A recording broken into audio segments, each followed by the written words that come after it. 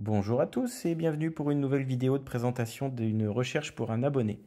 Alors ici, on a affaire aujourd'hui à une grosse capucine familiale. La recherche, c'était budget entre 15 et 20, mais plus proche possible de 15, pour une petite famille, pour un premier achat, pouvoir bouger tranquillement. Bon, gamme de prix, vous le savez, pas évidente, parce qu'on trouve tout et n'importe quoi. Et vous savez que j'aime pas trop les challengers, et pourtant c'est un challenger que je suis allé voir et que j'ai fait acheter. Je vais vous le présenter maintenant. Donc c'est un challenger 170 sur base de Ford Transit FT 150, donc propulsion et turbo diesel. Donc une grosse capucine de 6,60 m avec possibilité de 7 couchages. On a une grande dinette là, une petite à côté, la cuisine en L, et à l'arrière, les lits superposés, plus la capucine. C'était une disposition très à la mode. De toute façon, quand on veut loger plus de 4 personnes, on n'a pas trop le choix. Ça fait un véhicule assez imposant. Et quand j'ai vu l'annonce, je me suis dit, pourquoi pas? Pourquoi pas aller le voir? Il n'était pas très loin.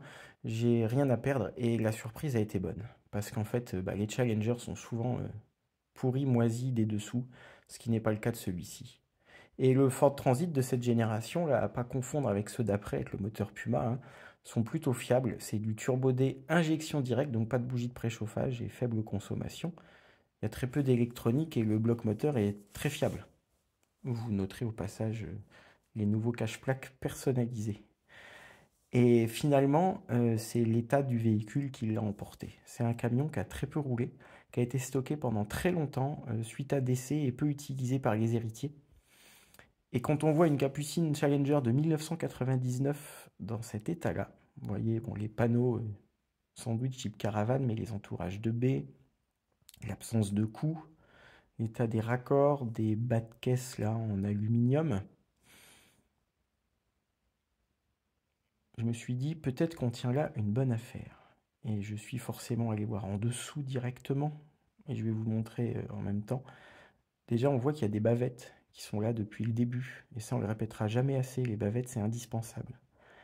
Et quand j'ai vu l'état de la traverse arrière du plancher bois, dans l'état neuf que c'était, je me suis dit des challengers comme ça, même quand ils ont 10 ans de moins, ils sont 2 fois plus pourris en général. Je me suis dit là, on tient peut-être un bon numéro dans ce budget-là, puisque affiché, je le répète, à 15 000 euros avec 105 000 km. Pareil, l'état de la cabine sur un Ford Transit, c'est pas du tout cuit de l'avoir comme ça. Le raccord avec la cellule, le joint, le gros joint de liaison,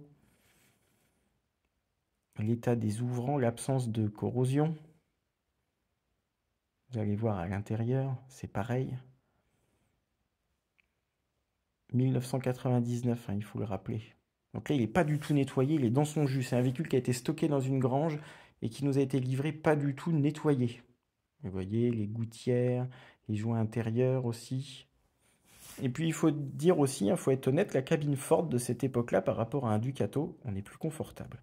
Déjà, on a des sièges réglables en hauteur, des accoudoirs intérieur-extérieur sur les deux fauteuils, ce qui n'est pas le cas sur les Ducato en siège d'origine.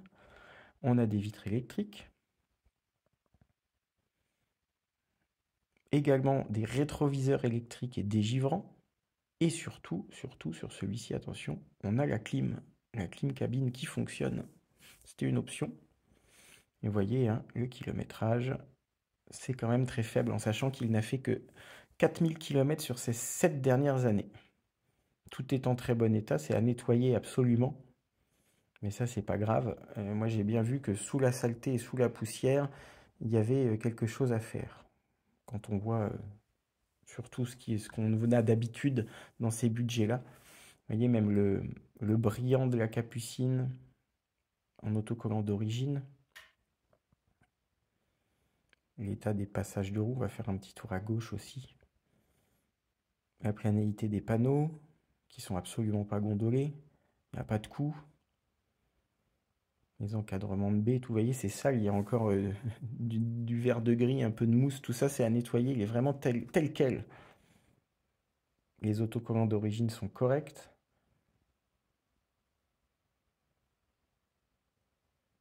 Vous voyez, il n'y a rien à dire. Bavette à l'avant aussi. L'état de la peinture, des bas de caisse, du porteur. Les pneus sont neufs. La distribution a été faite. Il démarre au quart de tour et il roule à merveille. C'est pas très nerveux, mais ça roule bien. Là, vous voyez, en plus, je vous le montre. Alors là, c'est du brut de décoffrage parce qu'on l'achète avec le chauffe-eau, le boiler qui ne fonctionne pas. Donc, je le démonte entièrement. On va passer à l'intérieur et puis vous allez voir, je vous le fais même visiter tel quel, avec tout le bazar que j'ai mis dedans. Donc, mobilier clair, typique des Challengers de cette époque. C'est basique, c'est simple. Mais finalement, au moins, on a un intérieur qui est lumineux. Voilà, grand espace, grand habitacle. Avec notre cuisine en L, avec la cocotte minute sur le dessus. Non, bah ça, c'est le boiler que je viens de démonter, le chauffe-eau, qui avait été bricolé, des fils ont été coupés. Je ne sais pas si c'est par des rongeurs ou si c'est volontairement. J'ai pas la réponse sur ça parce que le propriétaire est décédé, le premier, et les héritiers ne savaient pas. Vous voyez, il était logé là, le boiler. Je vous raconte pas l'emplacement. La cuisine a dû être montée après. Donc j'ai tout sorti, non sans mal, mis au propre. On voit que c'est hyper sain, que ça n'a jamais pris l'eau sur les panneaux. Et on va voir ce qu'on peut faire. Donc là, ici, vous trouvez les fameux lits superposés. Il n'y a pas d'aménagement en trop, hein, juste ce qu'il faut. Et l'avantage, c'est le lit du bas qui se relève et avec une grande soute accessible depuis l'extérieur qui peut faire une soute, même un garage à vélo si on veut.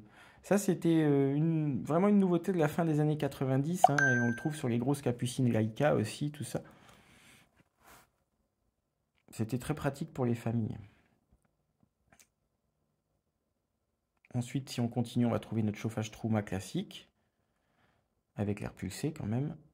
Et puis la penderie, toute simple, avec les commandes de la grosse antenne automatique qu'on va démonter parce qu'on n'en a pas besoin. On voit que c'est très sain au niveau des garnitures, des parois, du plafond, tout ça.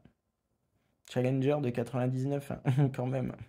Et là, voilà le grand carré, grande partie avant, familiale, avec les deux dinettes. Petite dinette de place, là, qui se transforme en lit une place. Bon, on aime ou pas les couleurs, hein, ça sera refait, mais c'est d'époque. Mais on peut voir l'état des baies vitrées en plastique, des combinés moustiquaires, tout ça, tout est resté. C'est un véhicule qui a été tellement peu utilisé. La commande de ventilation d'air pulsé. On a une télévision avec le décodeur aussi. Les placards avec les petits boutons bleus. Et puis en contrebas, un étage plus bas, on a la cabine qui est très décaissée puisque comme on est sur un propulsion, le châssis est beaucoup plus haut. Et notre dinette 4 places, extensible pour un lit de place, avec petite option sympa, le chauffage route aussi malgré tout. Même si c'est simple, on a les équipements qui vont bien. Ensuite, on va repasser, là vous voyez, vue sur l'arrière. Petite mise au point s'il vous plaît. J'en profite pour vous dire, c'est ma nouvelle caméra que je suis en train de découvrir. Ici, on a une deuxième batterie auxiliaire, parce qu'il y en a une aussi sous le capot. Donc deux batteries auxiliaires alimentées par un panneau solaire avec le régulateur qui est dans le placard de gauche. Et le plancher de la capucine se relève pour pouvoir accéder plus facilement à la cabine. On voit que toutes les garnitures, les mousses, tout ça, c'est en bon état. Il n'y a rien à dire, c'est tout à nettoyer. Très très sale, mais en bon état. Et on repart vers le fond, bonjour, et on passe, excusez ma tenue de bricoleur, et on passe dans le cabinet de toilette. En plus, c'est pas très lumineux en ce moment. Bon, tout simple, hein, sobre, fonctionnel, toilette pivotante, lavabo, et à côté de notre bac à douche, séparé par un rideau. Pas de porte rigide sur ces modèles basiques, mais on a quand même un lanterneau dédié, des rangements, et puis une baie vitrée, donc ce qui est pas si mal. Et l'échelle qui permet d'accéder à la capucine qui se range là. Voilà pour la visite intérieure.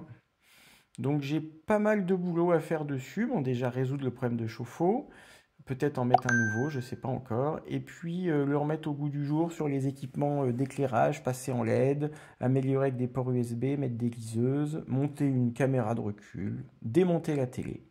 Et on aura fait le tour. Voilà, j'espère que cette visite vous a plu. À bientôt!